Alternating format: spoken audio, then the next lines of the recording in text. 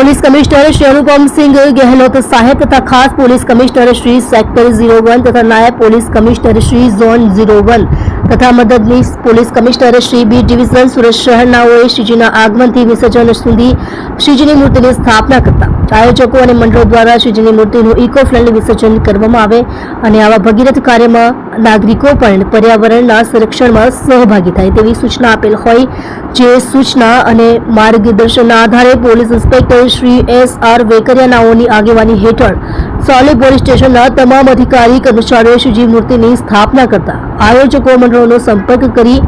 તેઓને શ્રીજીની મૂર્તિનું eco friendly વિસર્જન કરવાથી થતા ફાયદા તથા આવા ભગીરથ કાર્યમાં નાગરિકો પણ પર્યાવરણના સંરક્ષણમાં સહભાગી થવા સારું અપીલ કરતા અત્યારની સાવલી પોલીસ સ્ટેશન વિસ્તારમાં કુલ્લે 15 સોસાયટીના આયોજકોએ પોતે કરેલ શ્રીજીની મૂર્તિનું ઇકો ફ્રેન્ડલી વિસર્જન કરવામાં આવેલ છે। શ્રીજીની મૂર્તિનું ઇકો ફ્રેન્ડલી વિસર્જન કરતી સોસાયટીના નામો આ મુજબ છે: નેચરવેલી સોસાયટી કુંભારિયા ગામ, સાતવન એક્સેલા કુંભારિયા ગામ,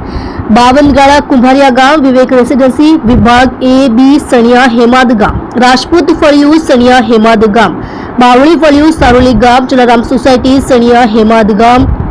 ન્યૂ વસાહત સારોલી ગામ, પ્રતિષ્ઠા બંગલોઝ કુંભારિયા ગામ, વૈભવ લક્ઝરી સોસાયટી કુંભારિયા ગામ,